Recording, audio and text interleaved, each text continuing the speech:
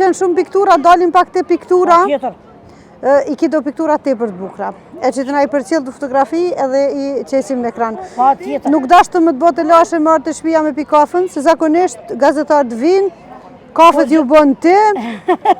E kësa here kum dashtë më të kursy, me arë me pi qaj hazër, edhe pse që gotat nuk kanë bë akëll, kush se ka interesot më arë me e qitë për shdyte.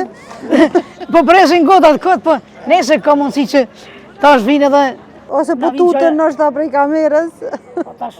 Qëre, për atë arsye po thëmë, i kanë frikë domethënë këtyre anëve vizuale, këtyre gjanave të dukshme i kanë frikë edhe për atë arsye. Jemi hala jemi akoma një popull që i kemi disa mendësi kështu, apo kupton?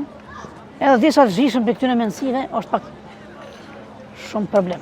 Pas hapit që thojnë anglisht, pse të pëlqen piktura? O, interesant, ha? E tash... Çfarë përmbushje ta jep? Mu piktura më përmbush shumë.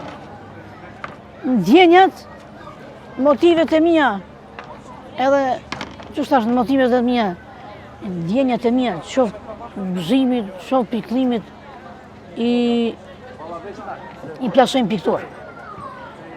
Sepse për mua është një metodë me të vërtet që më bën me undje shumë mirë, edhe thjesht me luftu me vetveten, po edhe me çdo njeri ka dukurit negative.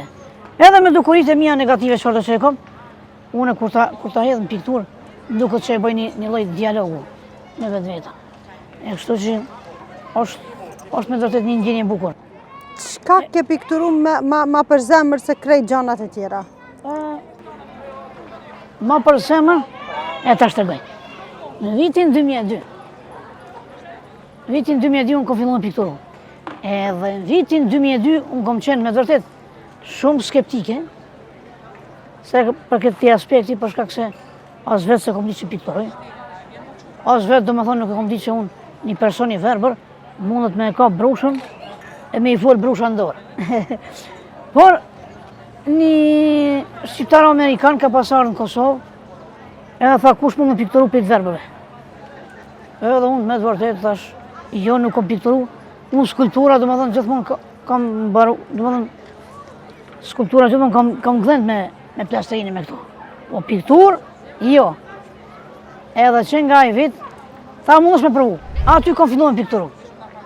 Po unë, qysh, gjithmonë, do më thënë, e kam pyet edhe mamin, si duket për shembull një dardalesë, unë për shembull, me perceptimin tim shqisor, apo me perceptimin tim ndjor, kur kam qenë e vogël e kom prek një dardalesë. Piktura ime ka qenë një dardalesë, po me qëllim ka qenë një dardalesë i shtrembër, i karakterit me aftësitë kufizuar. E kom personalizu dardalesën. Do më thënë, në kuptimin, unë kam problem, do më thënë, unë jem person e verbër, po thjesht, unë e kam vizatu një dardalesë si person, në karakterit person me aftësitë kufizuar, edhe e kom lënë fshisën pak ma larg, edhe gjithmonë duke e shtrembru e dardalesën, edhe gjithmonë duke afru fshisën, që me mujt me kap me dardalesën. Çka do isha me thënë këto?